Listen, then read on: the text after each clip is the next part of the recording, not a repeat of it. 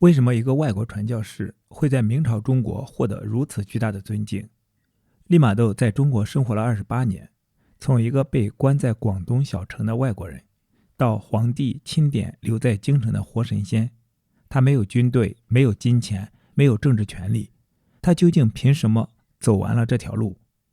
利瑪竇究竟做了什麼，能讓中國士大夫把他稱為聖人？為什麼很多中國精英在利瑪竇死後會真心流淚？為什麼很多中國人第一次真正感受到人格平等是通過基督教？一個文明最缺乏的東西，往往是他最不願承認的東西。中國社會為什麼如此缺乏讓人真正敬佩的人格典範？利瑪竇身上到底有哪些東西是傳統中國官場最缺乏的？為什麼一個文明會對真正的聖徒型人格產生巨大震撼？利瑪竇留給中國的究竟只是宗教，還是一種全新的人格與文明範式？歡迎來到解讀中國文化的頻道，我們共同查殺掉自己頭腦中的中國文化病毒，給大腦升級，做更好的自己。讓我們一起文化出埃及。今天我們繼續讀《利瑪竇中國札記》第20章：利瑪竇神父之死。利瑪竇神父在他居住在北京皇城期間所享的盛名，乃是上帝的一種恩寵，是他正在傳播福音的見證。生活在一個很多方面既精細又聰明，而把所有其他民族都看成野蠻人的人民中間，他享有別人所無法祈求，而他自己卻並不去追求的那種盛譽。在他居住在北京的幾年當中，他始終忙於接見從各個方面來的連綿不絕的客人，他也進行回訪，不這樣做就會破壞中國人長期備受尊敬的習慣，這使他的活動增加了幾倍。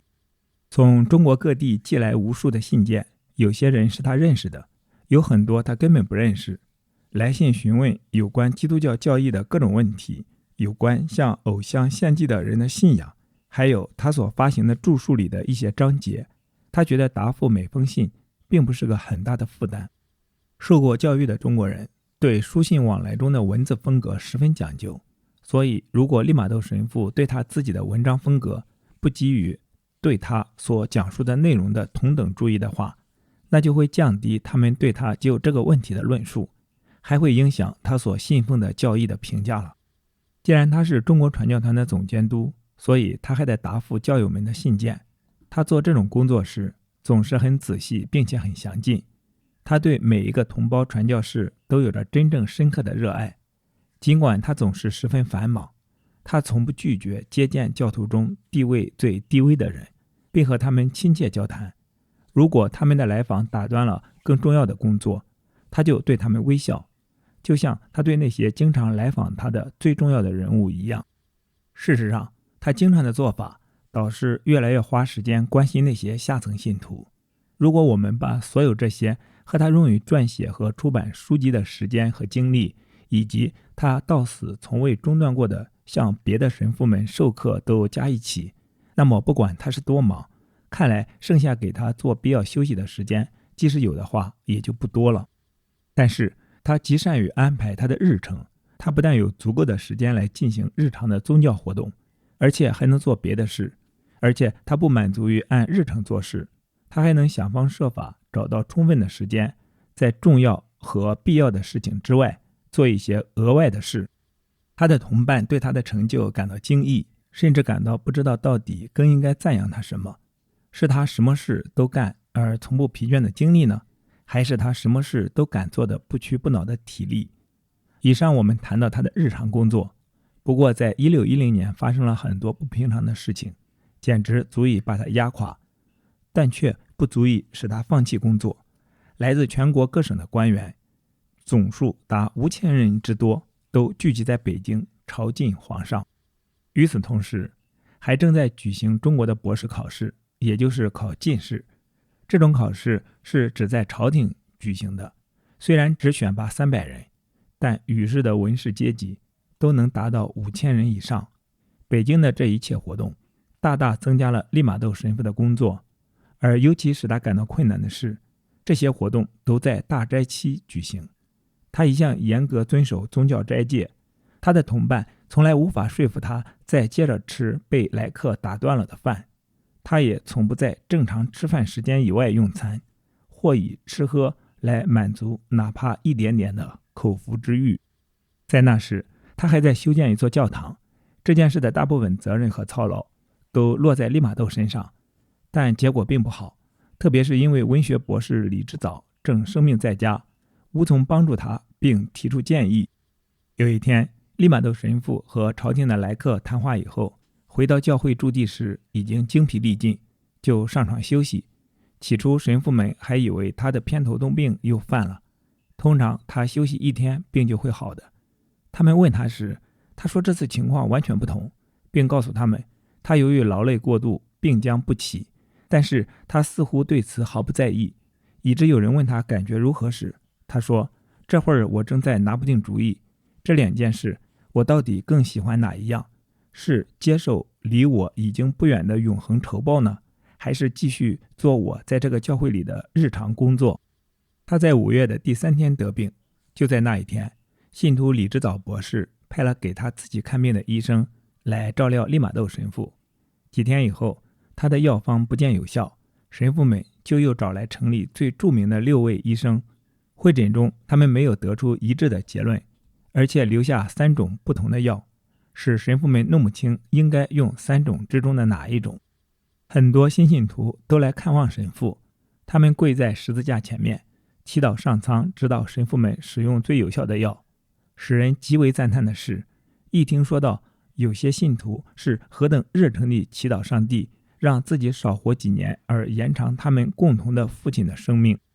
最後試用了一種藥，但是沒有效果，這使他們更加悲傷了。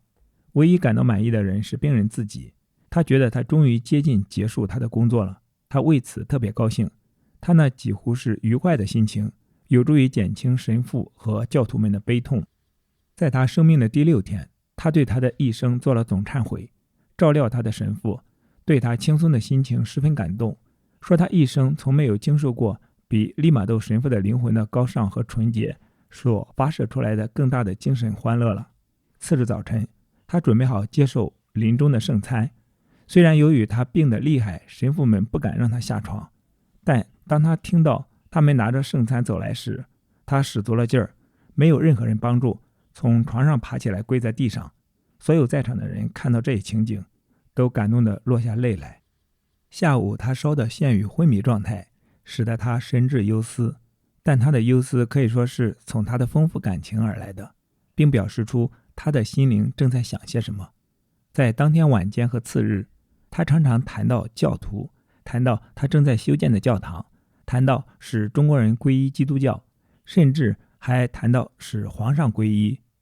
第2天，他脫離了昏迷狀態，他要求行臨終塗油禮。他神志清明地回答了塗油時的全部祈禱，完全不用別人提示。耶穌會在場的4位成員請他做最後父親般的祝福，他分別單獨地和他們每個人談話，勉勵他們繼續實踐宗教的德行。然後他轉身向一位世俗兄弟說，他將替他請求上帝保佑耶穌會堅韌不拔，又補充說他這會兒的感覺是再好和再愉快不過了。有一位神父問他是否知道他是在什麼情況下離開他們的，而這時候他們正非常依賴於他的幫助。他回答說，我把你們留在一個大門洞開的門檻上，它可以引向極大的報償，但必須是經過艱難險阻才行。另一位神父問他是否願意在這關鍵時刻告訴他们如何報答他對他們的熱愛，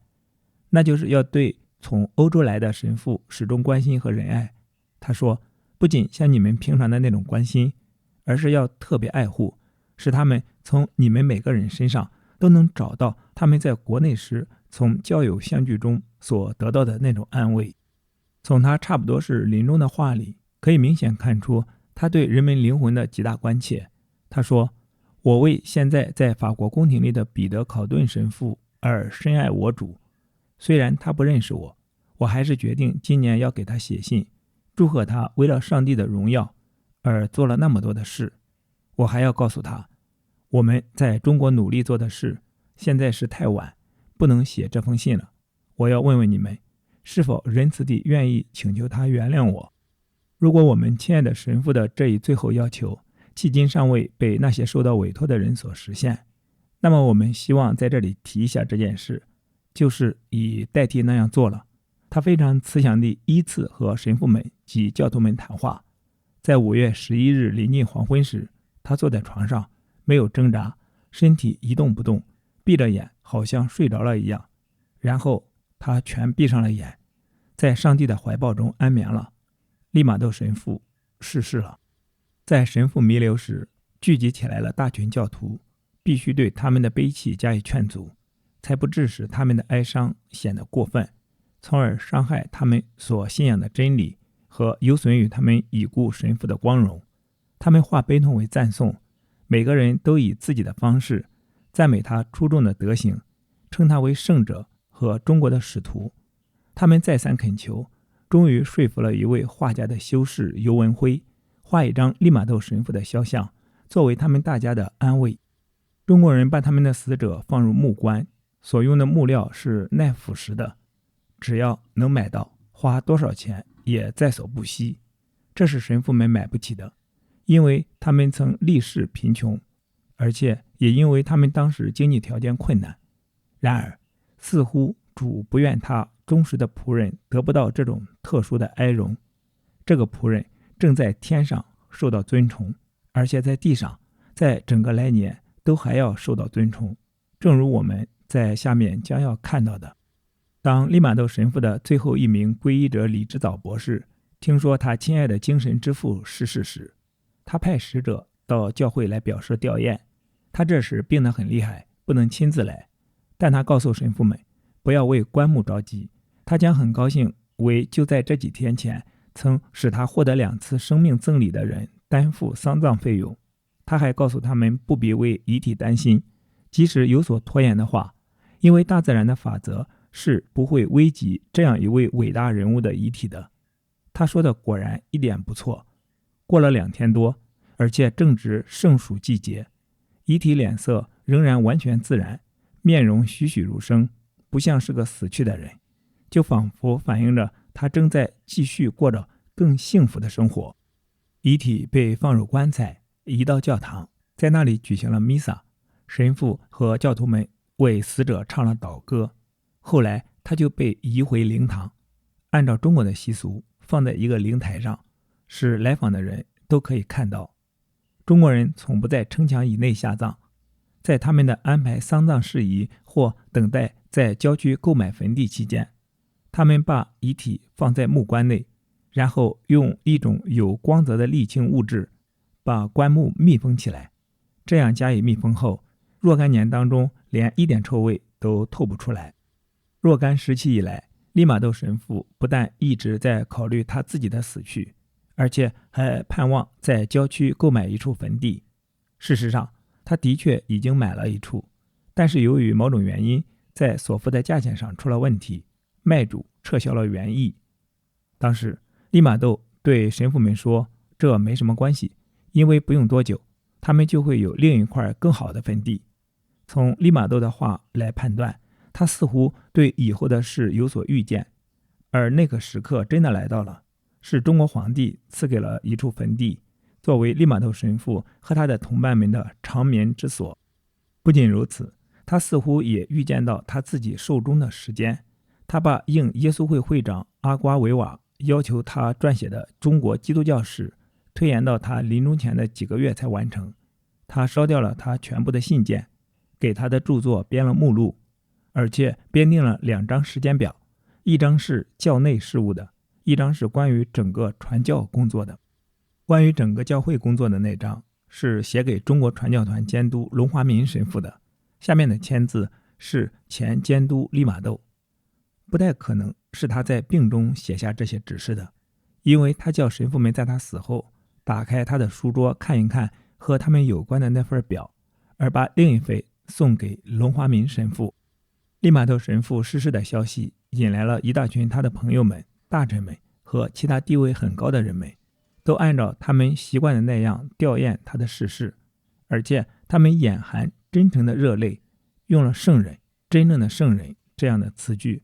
來表示他們對他的崇敬。悲傷和痛苦不僅限於北京，在別的傳教中心，神父們、教徒們和他的很多朋友們都惋惜他們所熱愛的神父的逝世。南京的教徒尤其悲痛，他們送來了奠儀，其中包括一篇讚美他德行的動人宋詞。北京的教徒們不甘落後，也寫了一篇，和第一篇一樣熱烈。這2篇就貼在靈柩的2側，很多前來吊唁的人讀了之後都十分讚賞。在我們這部歷史一開始就談到了利瑪竇神父的生平，現在用他自己臨終前所說的話來為他做一個結束，將會是適宜的。在臨終前的幾個月中，他曾好幾次說：親愛的神父們，在我仔細想過我要努力確定做什麼才能最好地推進中國教會的工作時，我得出結論是，對他的進展最有利的事莫過於我寿終之日的到來。他們都表示反对，並且說為了這一目的，似乎他還必須再活若干年。他向他們解釋原因，並舉出了他自己論斷的各種理由。確實，如果我們比較一下他逝世前後的一切情況，我們就必須說，一切都發生得很及時。他用這一句話就總結了全部情況，我們也不必驚奇。他在天上將推進中國的傳教工作，他在天上將更強烈地希望着，並且更有力量可以這樣做。以上是原書的正文部分，後續是從解讀中國文化的視角做出的幾點總結。第一，查殺精英主義與面子文化的病毒。利瑪竇在北京的最後幾年是這種文化衝突最激烈的時刻。禮儀的重負，5000名官員朝覲，5000名文人考進士，所有人都要見利瑪竇。按照中國的關係網病毒邏輯，不接待就是看不起，接待了就是應酬。利瑪竇在這種人情病毒的圍攻下，依然保持了精密的日程管理。跨越階級的人格升級，札記記錄了一個細節，他接待地位最低微的信徒時，笑容和接待一品大員時一模一樣。這在中國那種看人下菜碟等級森嚴的文化病毒中，簡直是降維打擊。他用生命踐行了什麼是上帝面前人人平等。第二，科學與理性的臨終演示。即使在病榻上，利瑪竇依然在用他那高度理性的頭腦進行最後的演示。藥方的博弈，6位名醫，3種不同的藥，各执一詞。這種經驗主義的混亂，恰恰對比了利瑪竇推崇的邏輯與確定性。冷靜的生死觀，當別人在為他的生命祈禱，在恐懼死亡時，利瑪竇在冷靜地對比永恆酬報與日常工作。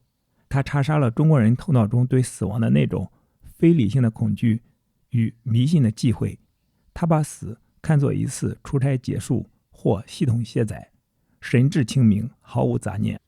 第三，開啟大門的犧牲邏輯，利瑪竇的最後補丁。利瑪竇臨終前說，對教會進展最有利的事，莫過於我壽終之日的到來。這句話包含了極深的解讀智慧。化身為地標，他深知只要他活着，他只是一個聰明的外国人，只有他死在北京並安葬在北京，他才真正成了中國文化版圖的一部分。